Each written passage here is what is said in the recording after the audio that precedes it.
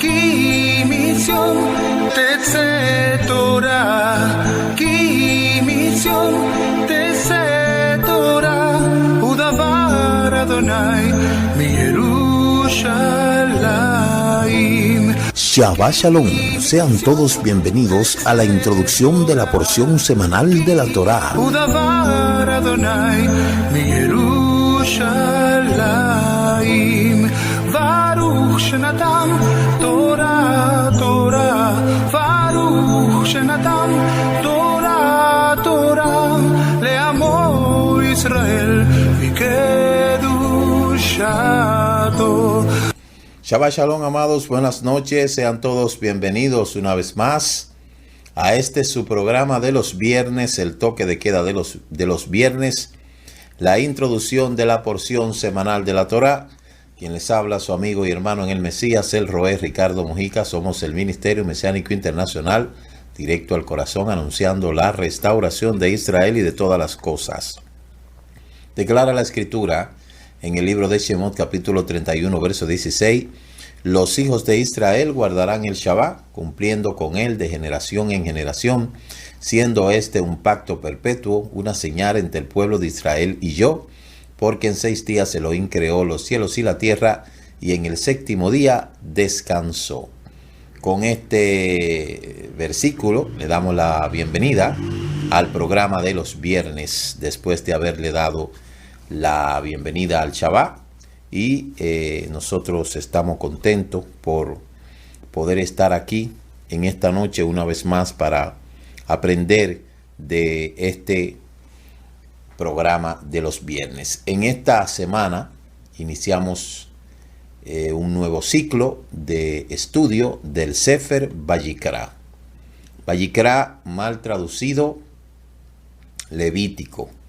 Este libro es de gran importancia porque vamos a ver cómo el Eterno, después de darle las pautas al pueblo de que construyan el Mishkan, ahora le da la pauta sobre cómo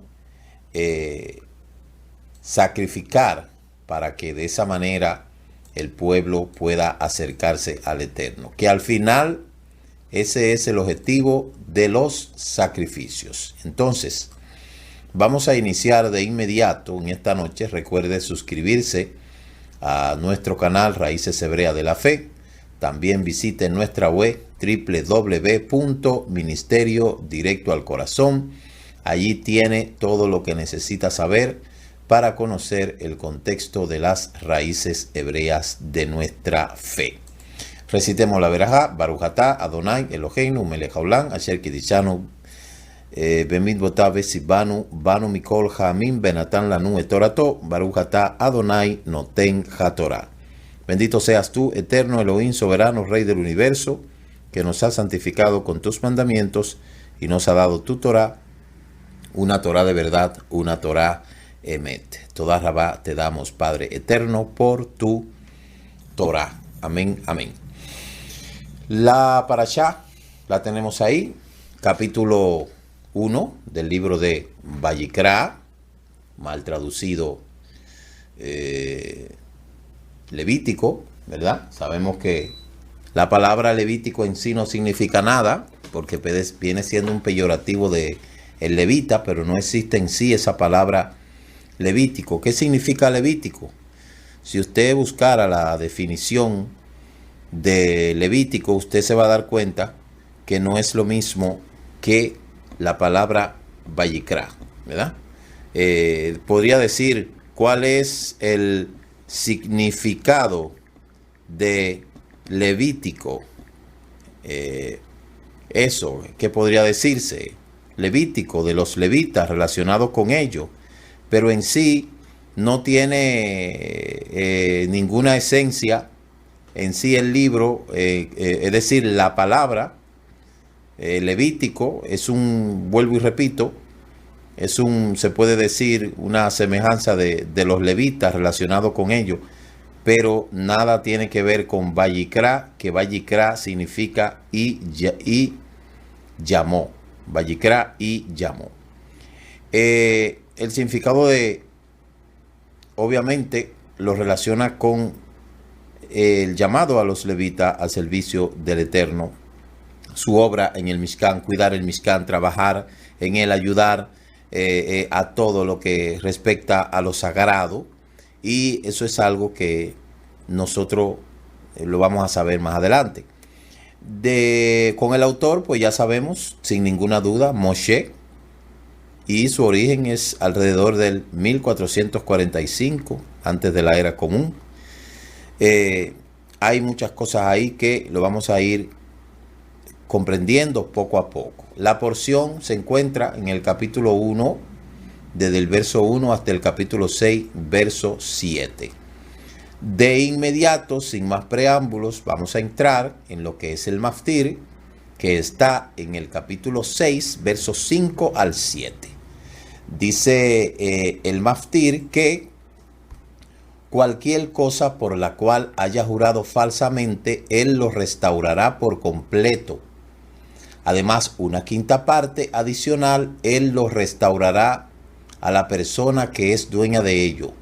En el día que él presente su ofrenda, traerá como su ofrenda de culpa para Yuhei Bakei un carnero sin defecto del rebaño y su equivalente de acuerdo a su estimación al Cohen es una ofrenda de culpa.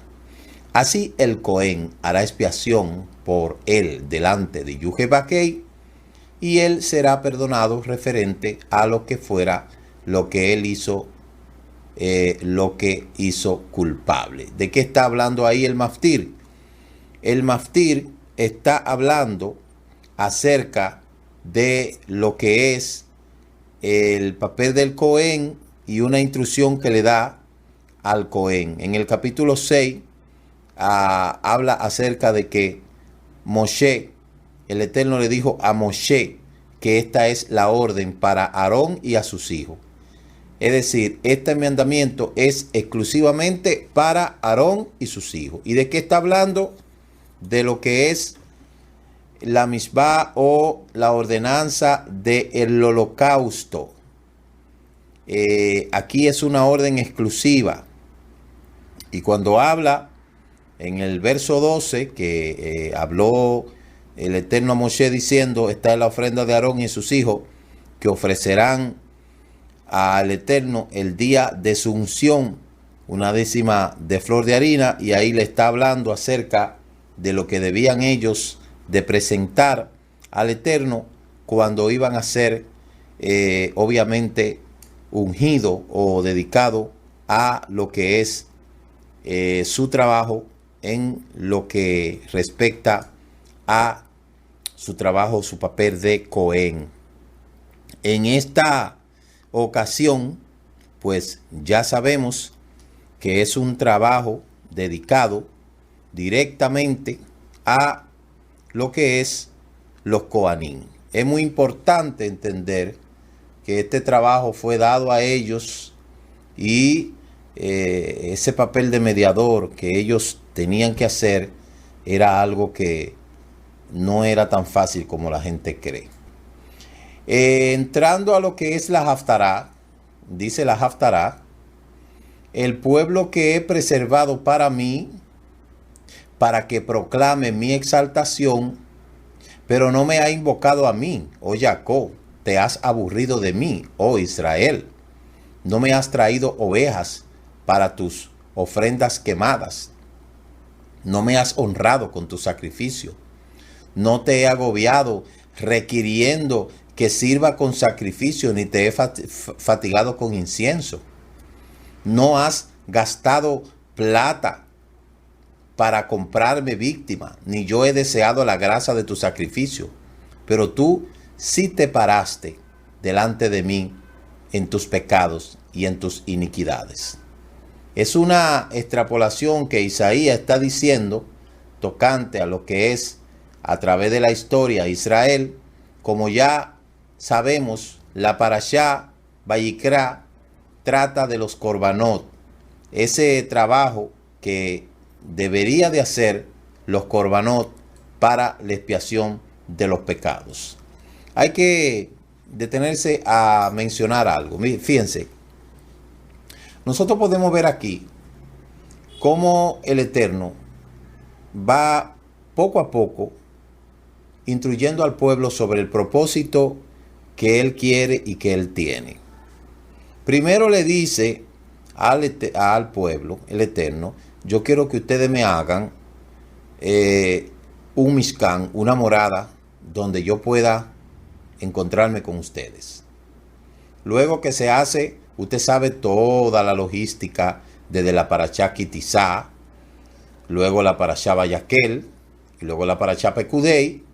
Hasta ese punto, el Eterno selecciona los utensilios que se van a utilizar el Mishkan, le da el diseño a Moshe, faculta a los que iban a trabajar en él, como ya conocemos de Besaler, hijo de Uri, los que iban a trabajar la tela, etc. Luego ya que se arma el Mishkan, luego le dice, oye, dile a Aarón que se haga vestimenta, le da, después que está hecho el Mishkan, vamos a vestir ahora a los que van a trabajar en él, le da la vestimenta de Aarón, le hace el pectoral, el efod, todo eso que hemos aprendido, y luego le da la instrucción de cómo funcionar cada levita, y entonces en esta ocasión comienza el libro de Vayikra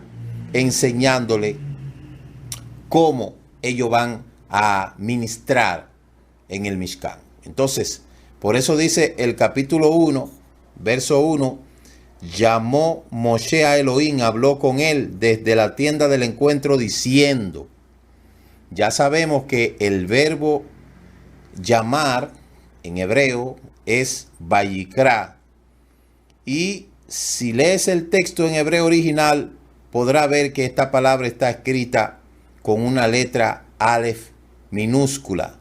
Esto hace que la palabra se parezca superficialmente a una palabra distinta, Vaikar, que significa encuentro al azar. Y ambas palabras suelen ser asociadas en la Torá con la profecía, solo que la palabra Vaikar se utiliza específicamente para referirse a la idea de llamar la atención, es retratar la experiencia profética descrito como un mero encuentro casual.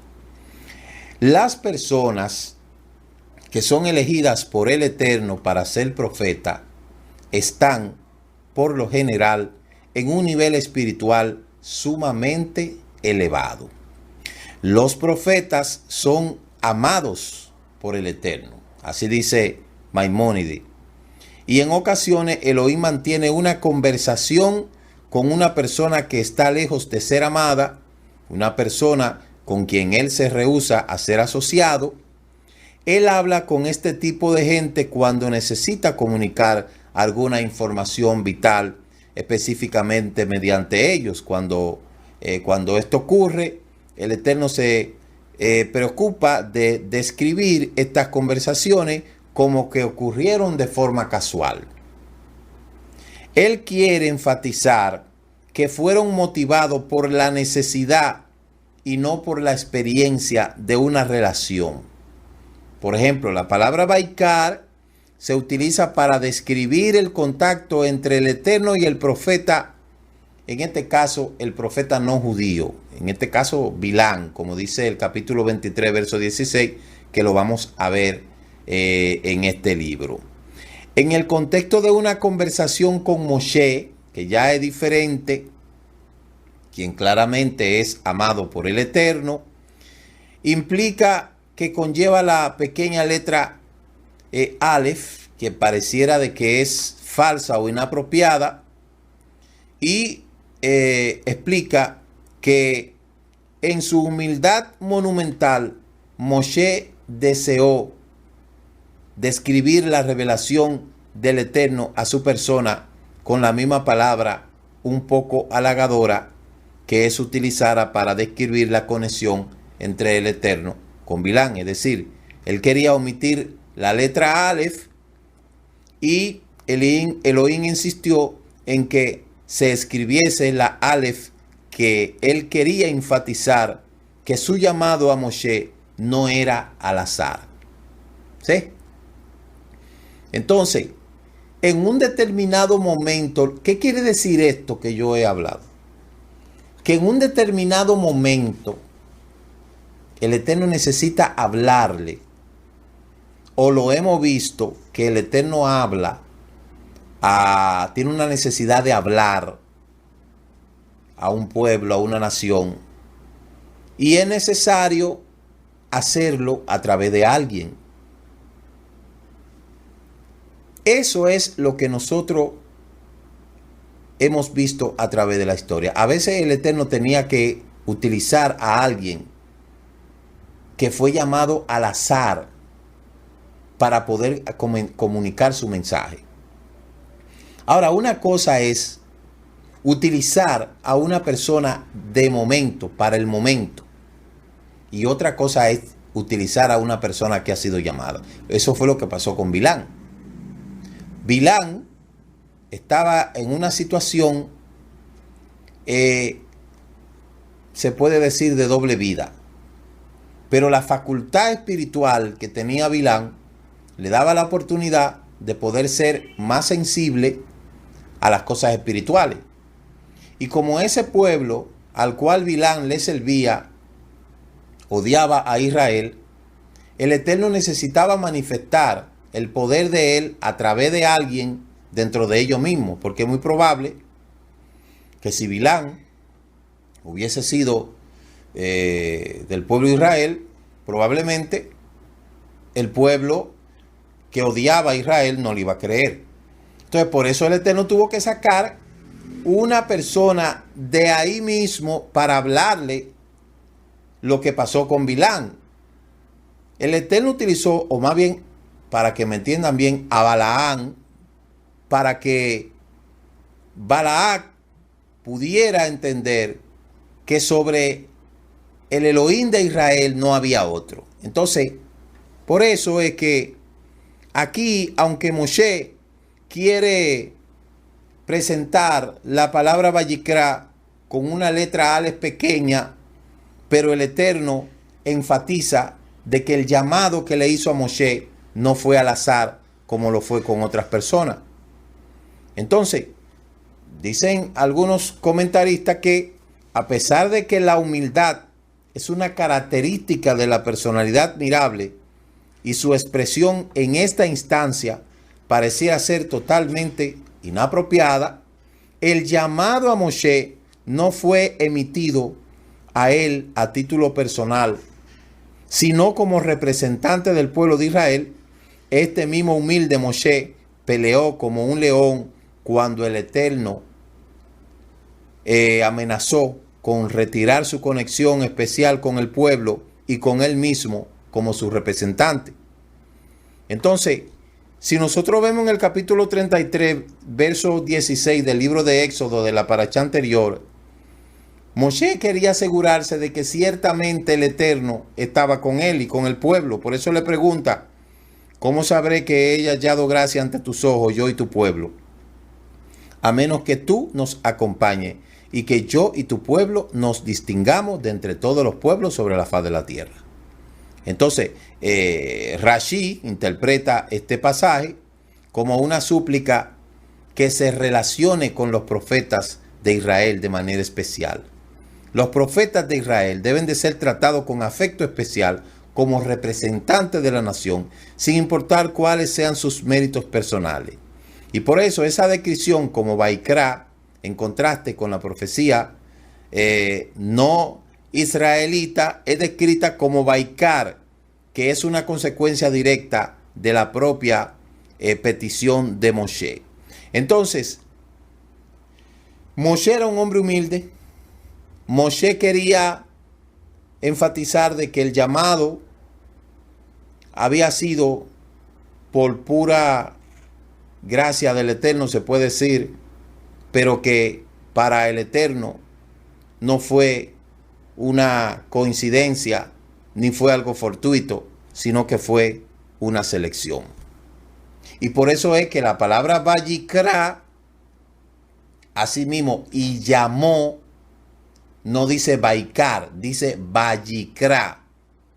Vayikra y llamó, no dice Baikar. Si dijera Baikar, es como si fuera te llamé al azar, pero el Eterno no llamó al azar a Moshe. Yo soy de lo que creo que a cada uno de nosotros el Eterno no nos dijo y Baikar, el Moshe, tal, no, y Vayikra, y lo llamó, venga, no fue a la suerte.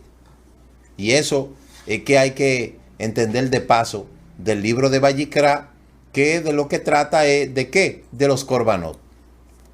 En esta parashá, Vayikra es el comienzo del libro que está dedicado principalmente a la descripción de los tipos de ofrenda y animales y de las reglas que están asociadas con los sacrificios de esta.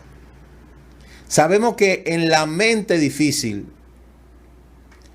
es relacionarse con la idea de sacrificar para el Eterno, y no podemos dejar de considerar a los ceremoniosos sacrificios de los animales como algo barbárico, una práctica que pertenece a una época primitiva. Sin embargo, nosotros que oramos cada día por la destrucción del Beit, por la construcción del Beit Hamikdash y por el restablecimiento de los sacrificios 3 veces al día, es importante obtener la mayor comprensión sobre esta práctica e intentar comprender cómo un ser humano sensible puede aceptarla como una parte esencial para mantener una relación cercana con el Eterno. Entonces, nosotros tenemos que entender que esta parashá nos habla de los sacrificios.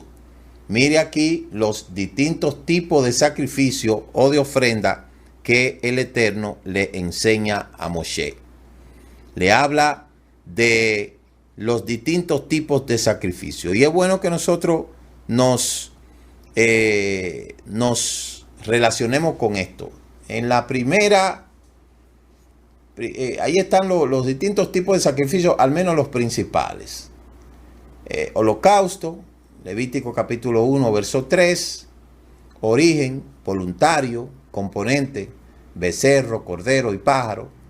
Porción para el Eterno, todo menos la piel. Porción para el Cobanín, la piel. La porción del oferente o del que ofrenda, nada. Y el resultado, olor grato. Entonces ahí nosotros podemos ver los distintos tipos de ofrenda. Aquí nosotros podemos ver acerca de los korbanot. Ya sabemos que los korbanot, ¿verdad?, fueron dadas por el Eterno al pueblo para que el pueblo se acercara al Eterno.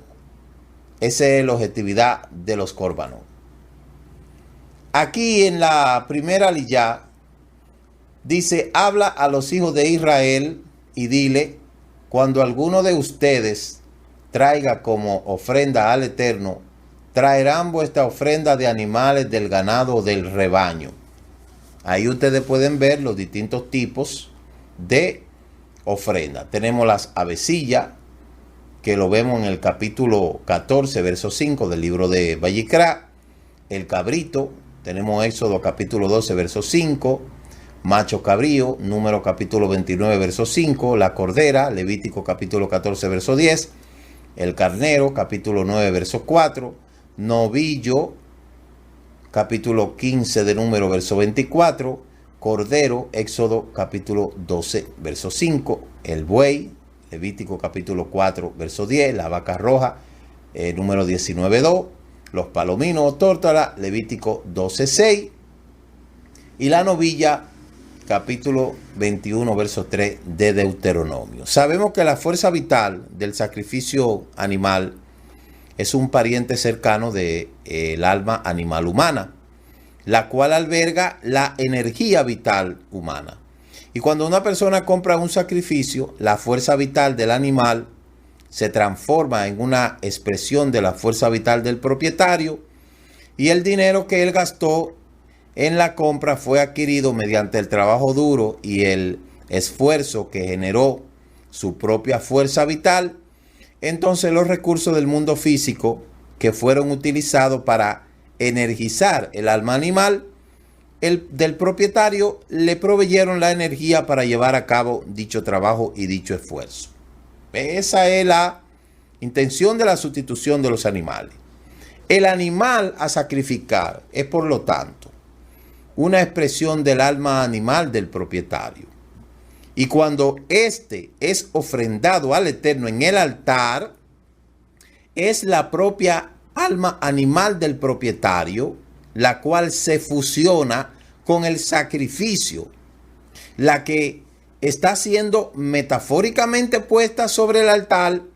El acto de sacrificio le permite unirse una vez más con la Shejiná, la separación entre el alma y animal y el alma divina que es preparada, y es como si fuera una autopista arreglada, y el templo puede continuar existiendo.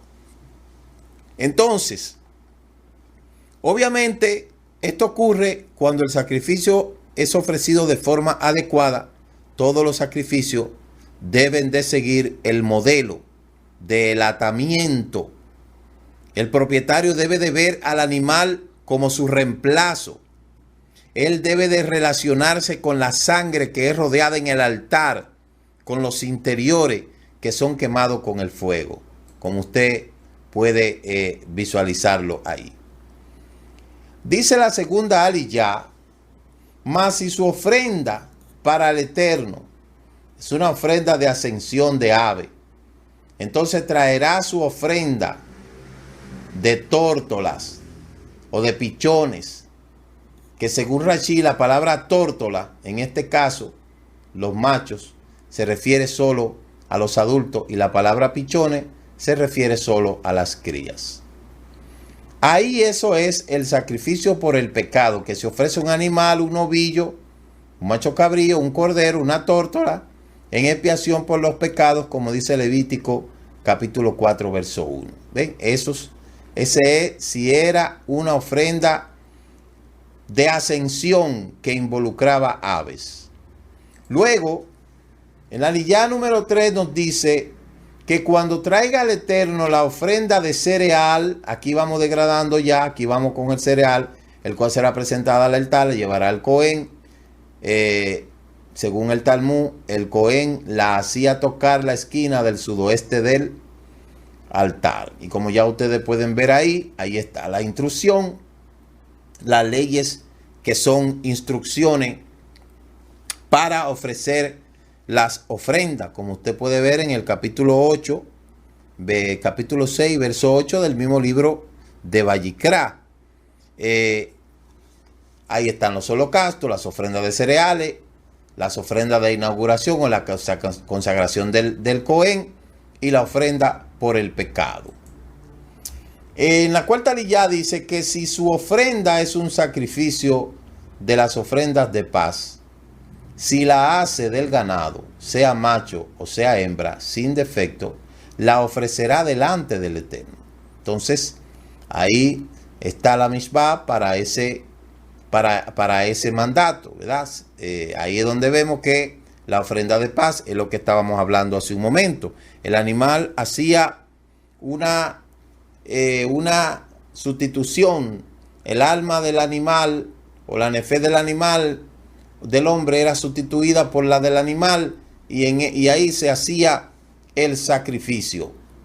El animal pasaba a ser representante del hombre y el hombre era sustituido por el animal, pero al final el que era sacrificado era el animal. Y ahí es donde se hace la sustitución, que vamos a hablar un poquito más adelante. La siguiente aliyá nos habla de que los hijos de Israel, si alguien peca inadvertidamente en cualquiera de las cosas que el Eterno le ha mandado, no sea que se hagan o se hace alguna cosa de ella, si el que peca es un coanín ungido trayendo culpa sobre el pueblo, entonces ofrezca al Eterno un novillo sin defecto como ofrenda por el pecado que ha cometido. Ahí vemos la sustitución en Yom Kippur, donde el Cohen ofrecía tanto por él como por el pueblo, entraba una vez al año. En la siguiente aliyá habla de los sacrificios que se da por haber cometido pecado, ignorancia. Algunos de los 43 pecados mencionados posteriormente es el de carácter fijo.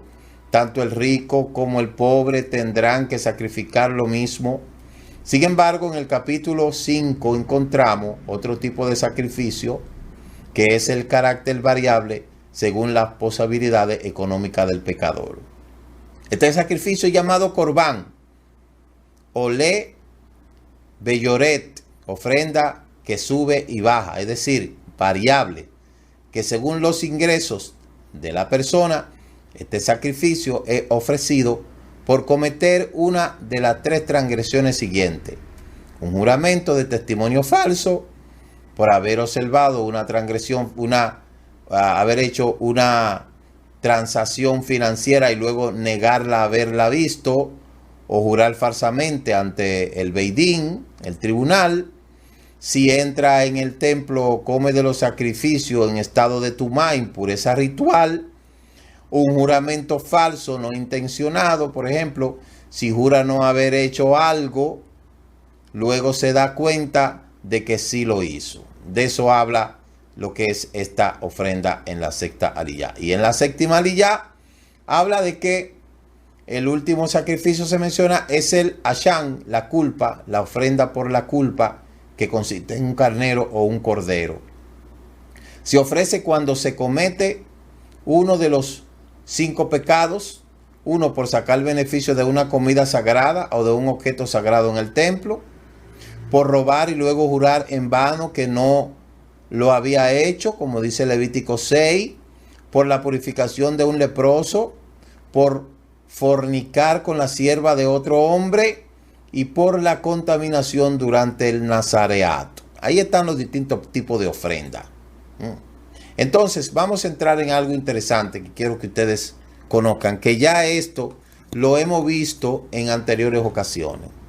Como hemos visto, ahí está un resumen de los 6 diferentes sacrificios que habían sido presentados hasta entonces, según está escrito.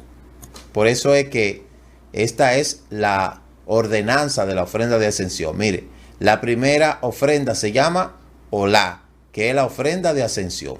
Si usted puede ver Levítico capítulo 1, del 1 al 17, eso tiene una relación con el libro de Hebreos capítulo 6, del 1 al 6. Si usted ve la minjá, que es la oblación que está en Levítico capítulo 2, del 1 al 16, está relacionada con Hebreos capítulo 4, del 7 al 11. La tercera es la jatá, sacrificio del pecado. Levítico capítulo 4, verso 1, está relacionada con el libro de Hebreos capítulo 6, del 17 al 23. Está la ashán, que es el sacrificio de la culpa, Levítico capítulo 14, y está extrapolada con el libro de Hebreos capítulo 7, del 1 al 10. La quinta es la miluín, que es la ofrenda de consagración en la plenitud, Levítico, Éxodo capítulo 29, del 1 al 37, Levítico 6, 19 al 23, y está extrapolada con Hebreos 6, del 12 al 16. Y la última, shlamín, ofrenda de paz, Levítico capítulo 3, del 1 al 17, que está extrapolada con Hebreos 11, 36. Entonces aquí hemos visto los distintos tipos de ofrendas que se utilizaban en el Mishkan, su significado, y luego aquí está lo que es su interpretación en el libro de los Hebreos. ¿Cuál era el propósito de los sacrificios? Como ya lo hemos dicho antes, el propósito de los sacrificios: la sustitución, y su fin, la expiación. Sustitución, expiación. Ahí es donde hemos visto que el animal pasaba a ser, el alma del animal pasaba a ser el hombre, y el hombre del hombre pasaba a ser el animal. Para no matar al hombre se mataba el animal, y el animal hacía expiación por el pecado. Un animal por un hombre, un animal por una alma, un sacrificio por un pecado. Todo esto para redimir al hombre. Levítico 17:11 dice que la vida de la sangre, de la carne es la sangre. Y yo la he dado para hacer expiación sobre el altar por vuestras almas. O sea, que para lo único que sirve la sangre de los animales era para expiar la culpa del hombre. Por eso es que ese era el propósito de los sacrificios. Luego, el protocolo era imponiendo las manos y sacrificando a la víctima, pondrá su mano sobre la cabeza de la ofrenda de la expiación y la degollará en el lugar del holocausto. En el momento de imponer la mano, el pecador confesaba su pecado, como dice Levítico capítulo 16, y de esta forma la culpa era transferida del pecador a la víctima. E inmediatamente después el pecador ese mismo día debía matar a la víctima. Entonces, para hacer expiación por él, dice el texto, y la palabra hebrea ha sido traducida como expiación, es capar, que significa expiar, cubrir. Nos enseña que la ofrenda de ascensión tiene ingredientes de la expiación en el sentido de que genera perdón de pecado. Cubrir la falta es una sombra de Mashiach, cuya muerte no solamente cubre los pecados, sino que quita todos los sacrificios que son sombras de sacrificio del Mashiach. Entonces, hemos dado este resumen para que usted tenga pendiente, ¿verdad?, acerca de lo que son los sacrificios, los korbanot. En esta diapositiva se me escaparon ahí nombres que no lo llegué a restaurar. Le pido perdón, le pido excusa. Pero ya usted puede ver cuál era el objetivo de los sacrificios, ¿verdad? ¿Cuál era el objetivo de los sacrificios? ¿Por qué? ¿Qué era lo que Aarón tenía que hacer? ¿Por qué se tenía que hacer eso? Interesante, ¿verdad? Eso era lo que Aarón iba a hacer. Era un requerimiento divino. Era algo que Aarón tenía que hacerlo para que el hombre se acercara a Elohim. Ese era el objetivo de los sacrificios. Ahora, ¿qué pasó con el tiempo? Lo que pasó con el tiempo fue que los hombres comenzaron a viciar el contexto de los sacrificios. Y entró la corrupción al Beit HaMikdash, comenzando desde los Kohanim. Y esa es la respuesta que el Eterno está diciendo, ¿verdad? Donde hay una queja, ya lo hemos leído en el libro de Malaquías, hay una queja. Vamos a ver lo que dice Malaquías, capítulo 1, para que ustedes vean cuál fue la queja del Eterno, porque el pueblo, sabiendo que fue adquirido ese trabajo para poder acercar al hombre, ese trabajo tan encomiable que hacían los levitas, ese trabajo fue viciado por la corrupción. Hasta ahí llegó la corrupción. La corrupción llegó al Beit HaMikdash, la corrupción llegó a los sacrificios y todo se contaminó. De tal manera que el Eterno dice que Él no quiere más sacrificio. Capítulo 1 de Malaquías, verso 6. Todo ese protocolo, eso se vició. Eso se corrompió. Y la corrupción vino desde lo primero que estaban llamados a practicar esas cosas. Ahí es cuando entra en función la mano del hombre. El mismo Malaquías le dice, el hijo honra al padre y el siervo a su señor. Sí, si pues yo soy padre, ¿dónde está mi honra? Y si soy señor, ¿dónde está mi temor? Dice el Eterno Elohim Sebaot a ustedes, oh Kohanim, que me menosprecian y menosprecian mi nombre. Y decían, ¿en qué hemos menospreciado tu nombre? En que ofrecen sobre mi altar pan inmundo. Y dijiste, ¿en qué te hemos deshonrado? ¿En qué pensáis que la mesa del Eterno es despreciable? y cuando ofrecen el animal ciego para el sacrificio, no es malo. Asimismo, cuando ofrecen el cojo y el enfermo, no es malo. Preséntalo pues a tu príncipe. ¿Acaso le agradará de ti o le será acepto? Dice el Eterno, Elohim Sebaot. Ahora pues, oran por el favor al Eterno para que tenga piedad de ustedes. Pero ¿cómo podrán agradarle si hacen estas cosas? Dice el Eterno Elohim Sebaot. Entonces, ¿cuál era el reclamo del Eterno? Que aquellos que fueron llamados a cuidar de que estos sacrificios, que era la reconciliación entre el hombre y el Eterno, no sea viciado. Entonces estos sacrificios fueron viciados. Estos sacrificios llegaron a la conclusión de que perdieron su esencia, perdieron su importancia, porque aquellos que estaban llamados a preservar estas cosas, estos trabajos que eran tan importantes, lo que hicieron fue que se corrompieron. Ya no se estaban ofreciendo los sacrificios que el Eterno pedía, ya no ofrecieron el sacrificio que el Eterno demandaba de la perfección con que se la dio a Aarón y a sus hijos, sino que con el tiempo eso se degradó.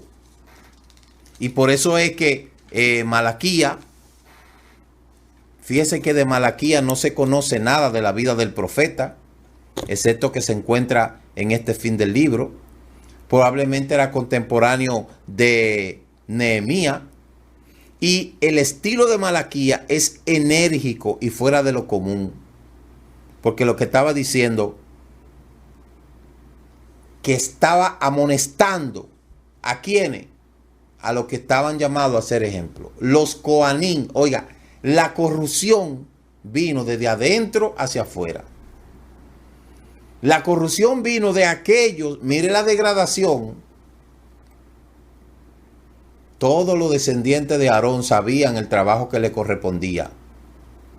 Sin embargo, nosotros vemos que en un distanciamiento de estos mandamientos relativo a algo tan importante como lo que eran los sacrificios, se corrompieron y llegó la corrupción. Y por eso es que Malaquía le habla con energía, con amonestación.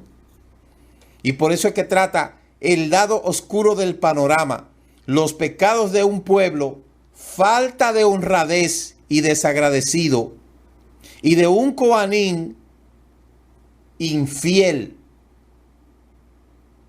Esa fue la degradación. Por eso ninguno de los sacrificios, ni el caparot, ni el corbanot sirvieron de nada. Y era necesario cambiar de estrategia. Porque ya el pueblo se había corrompido. Toda esa liturgia, mire, yo no quise detenerme hablando tanto de la logística de los sacrificios, porque ya usted tiene eso ahí en la parashá. Ya usted lo tiene. Ya usted sabe cuál era el objetivo, cómo se iba a hacer todo eso. Ya a este tiempo, lo que me quiero enfocar es en el hecho de que tanto sacrificio que el Eterno había mandado a Israel para que los Coanín acercaran al hombre, al Eterno, eso no sirvió de nada. Eso no sirvió para nada, absolutamente. Porque ya el pueblo comenzó a darle al Eterno los animales que no servían, el ciego, el tuerto. Mire cómo se lo dice en Malaquía. Vayan, déselo a su gobernante. Vayan, déselo a su gobernante. Miren a ver si su gobernante lo van a querer. Porque comenzaron a darle lo peor. La degradación que se metió en el pueblo fue algo terrible. Y obviamente esto fue lo que trajo como consecuencia la destrucción del Beit Hamikdash. El Beit Hamikdash ya no tenía sentido. La idolatría se había metido.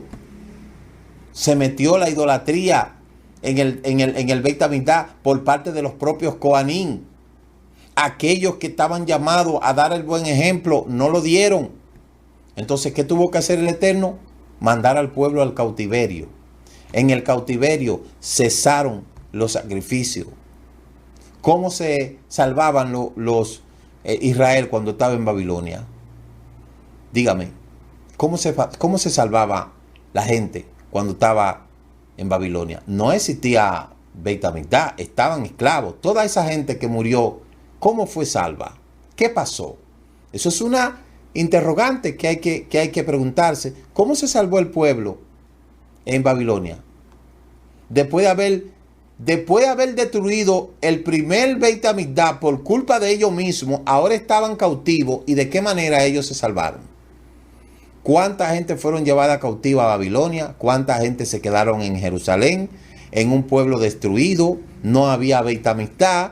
Los Kohanim no sacrificaban. ¿Qué pasó en ese tiempo? ¿Qué sucedió? ¿Cómo se salvaba la gente? ¿Qué pasó con el pueblo? ¿Qué sucedió? ¿De qué manera el hombre, si los sacrificios eran lo que acercaban al hombre con el Eterno y cesaron los sacrificios porque destruyeron el Beit HaMikdash, cómo se salvaba la gente entonces? ¿Cuál era la manera de la gente salvarse en Babilonia? Porque cuando regresaron, que vino Nehemías con Zorobabel y Ataljerje y reconstruyeron el Beit HaMikdash, no existieron tantos sacrificios como cuando se construyó el segundo Beit HaMikdash, que dice la Escritura que Herodes construyó ese Beit HaMikdash y luego comenzaron otra vez, se organizaron los sacrificios, pero cuando el pueblo vino del cautiverio, el pueblo vino dividido. Y la propia Mishnah y la propia Gemara dice que el primer Beit HaMikdash se destruyó por la idolatría y el segundo Beit HaMikdash se destruyó por el odio infundado. El pueblo vino indiferente. Y en el año 70, Tito destruye el Beit HaMikdash. No hay sacrificio. Y ahora, ¿cómo se iba a salvar la gente? ¿Cuál era la manera de la gente salvarse? Y ahí es donde justamente entra el papel de Yeshua. ¿Cómo los judíos que no creen en Yeshua como Mashiach se salvan? ¿Qué hacen ellos para expiar sus pecados en Yom Kippur? ¿Por qué tienen que agarrar un pollito y matarlo en Yom Kippur? ¿Y dónde lo matan? En cualquier cosa. Infringiendo un mandato de la Torá que dice que solamente van a sacrificar donde el Eterno haya escogido y no hay Beit HaMikdash. ¿Y qué hacen con el pollito? El caparot del pollito. ¿Qué hacen? Ahí se tuvieron que inventar varias simbologías. Como por ejemplo, lanzar los pecados al río. En esos 40 días de Teshuvá se hacen muchas cosas.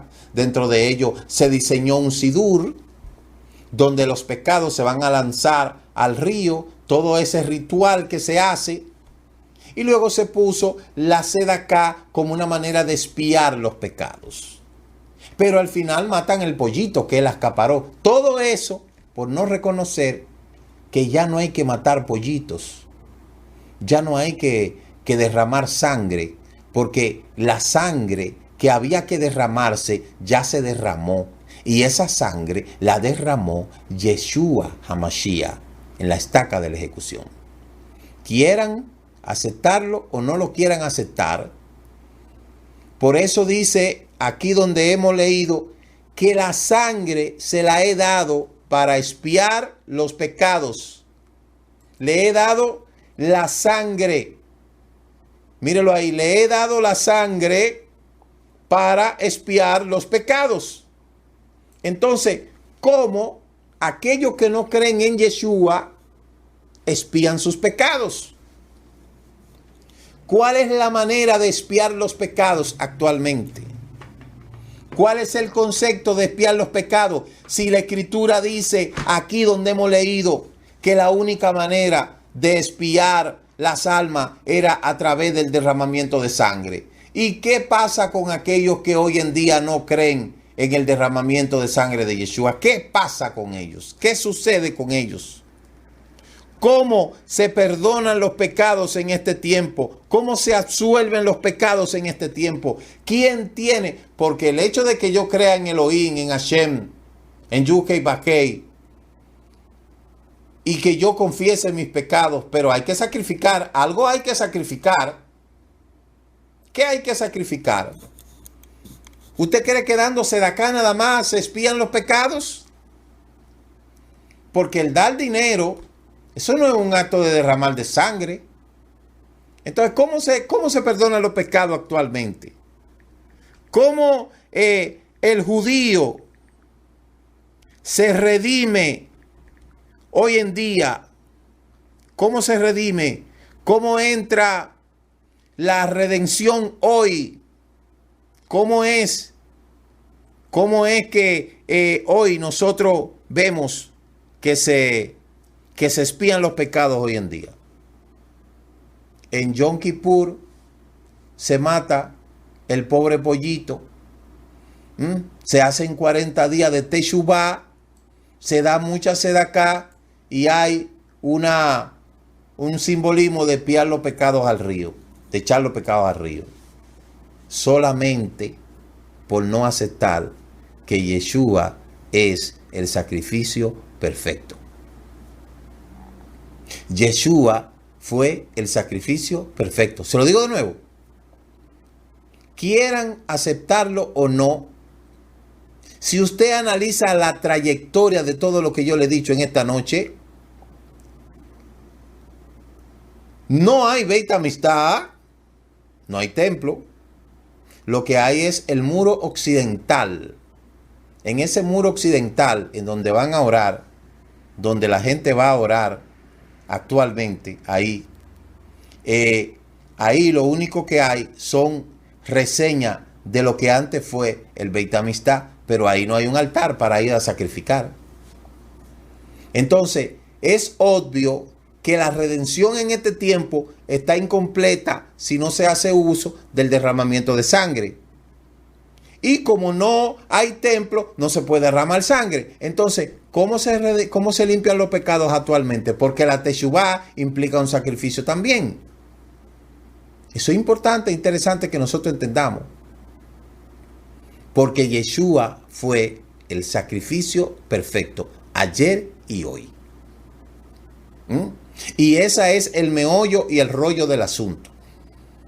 Y eso es lo que lamentablemente la humanidad no quiere comprender dentro del contexto de la Torá. ¿Por qué existe el libro de los Hebreos? Yo siempre le he dicho a usted que el libro de los Hebreos es mucho más que hebreo. Es el libro a los Kohanim. Ese libro debería de llamarse Carta a los Kohanim. Porque lo que dice el libro de los Hebreos, desde que inicia, es todo lo relativo al papel de los Kohanim, su función, los sacrificios, y ya usted ha podido ver que en cada una de las ofrendas que se ofrecía hay una extrapolación referente al libro de Levítico. Entonces, lo que yo le estoy diciendo a usted en esta noche es que con una simple conversión al judaísmo no hay salvación.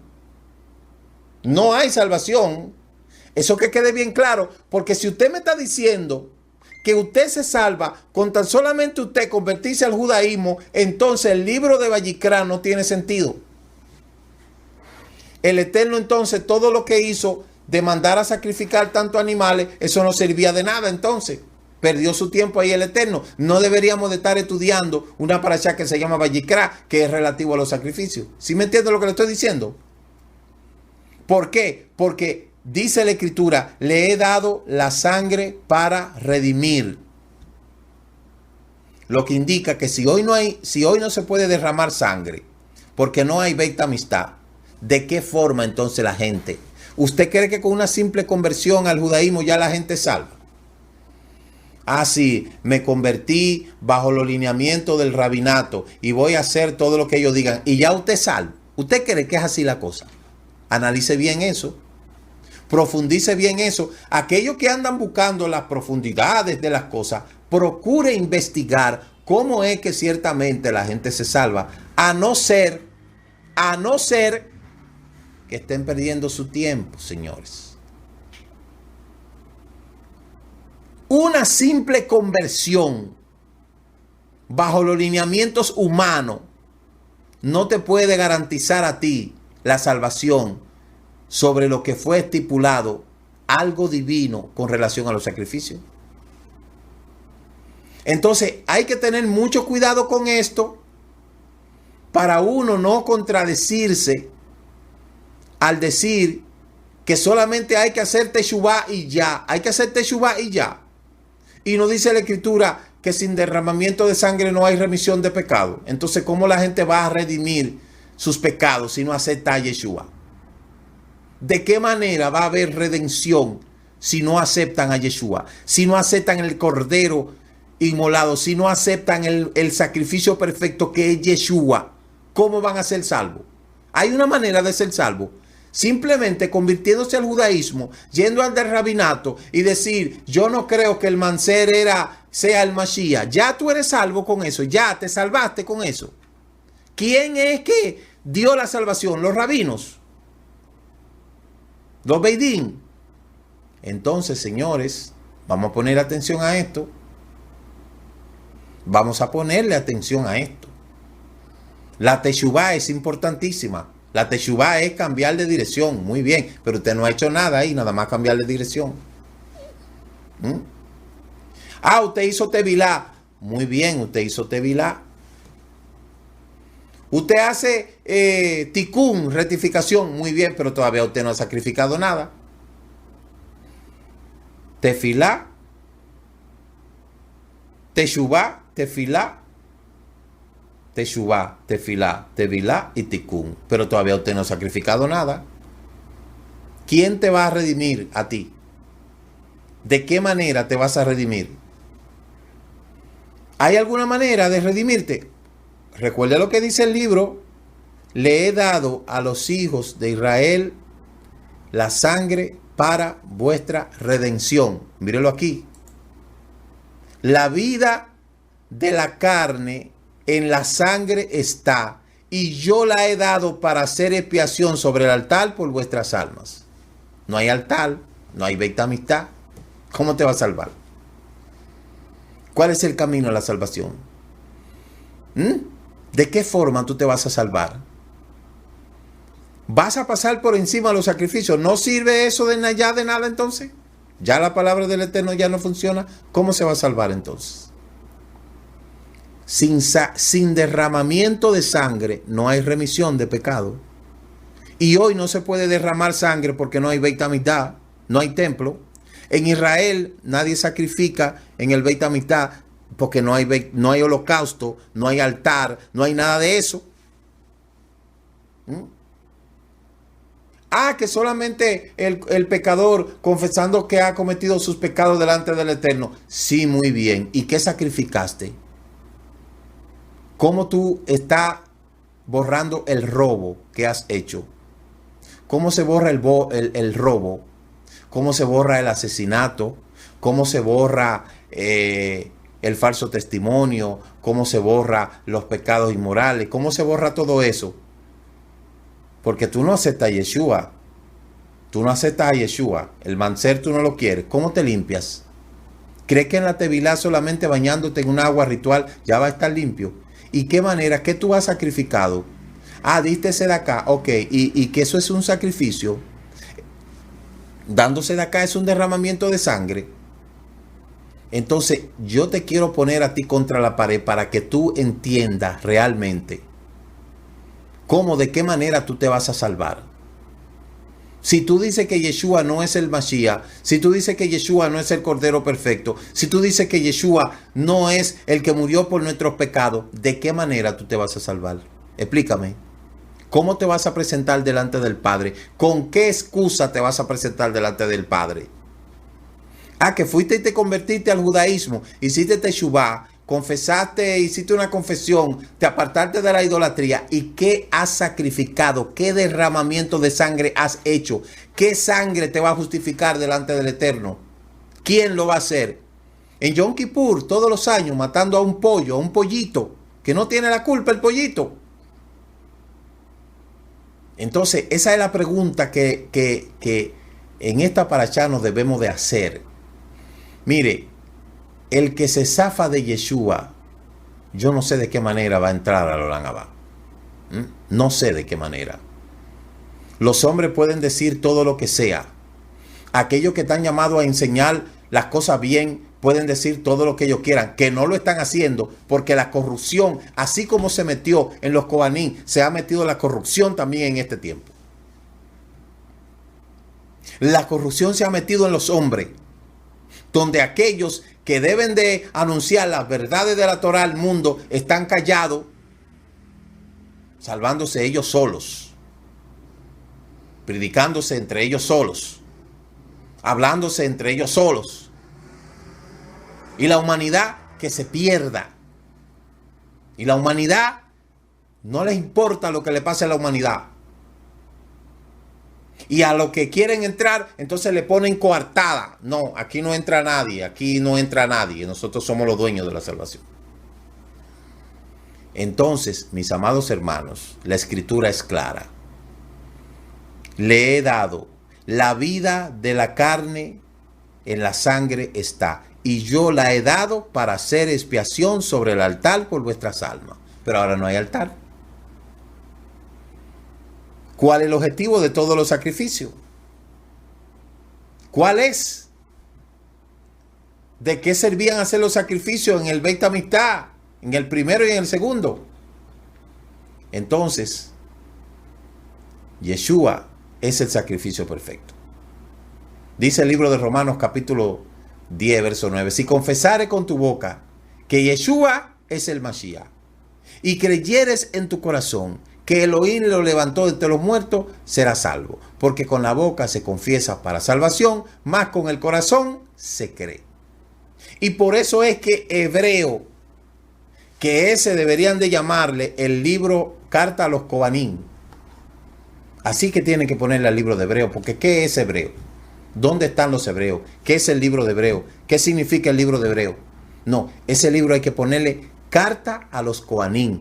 Aquellos que sabían del sacrificio, el significado, el propósito, a eso fue que se le dio esa carta.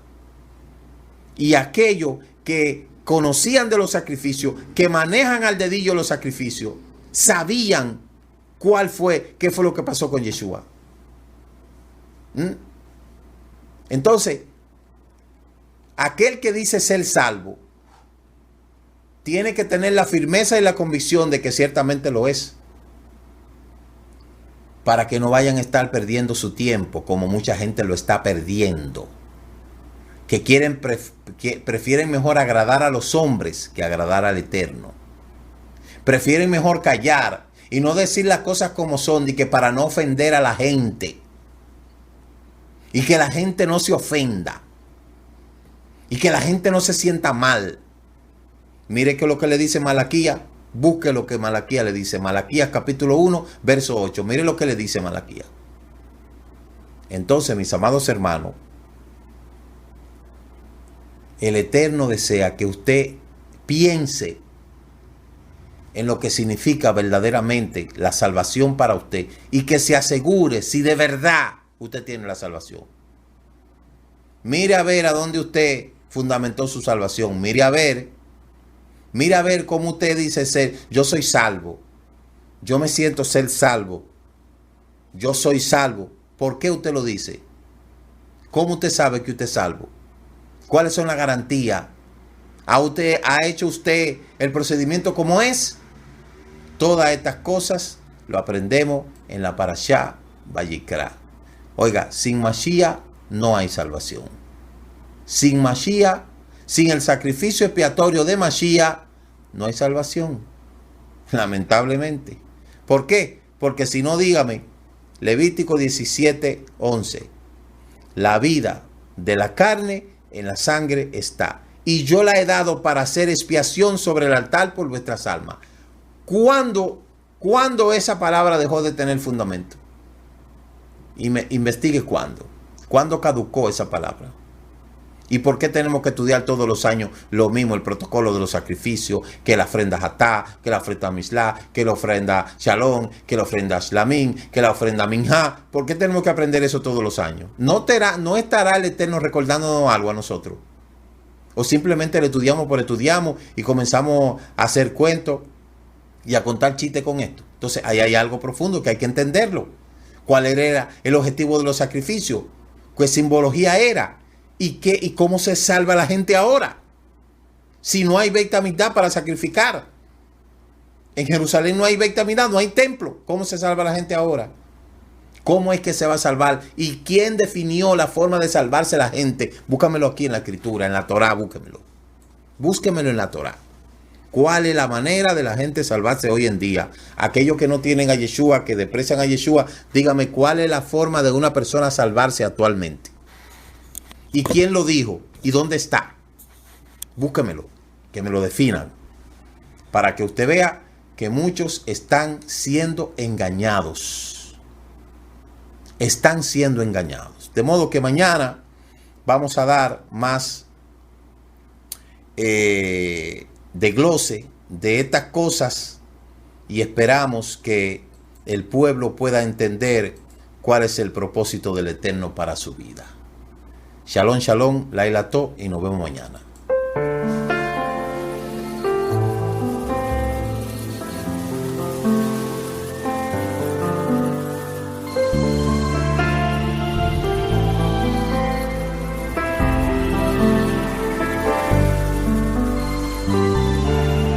Shabbat Shalom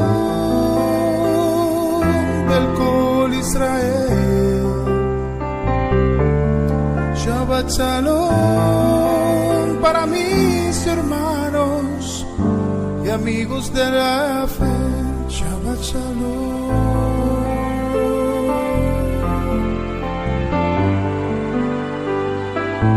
Shabbat Shalom.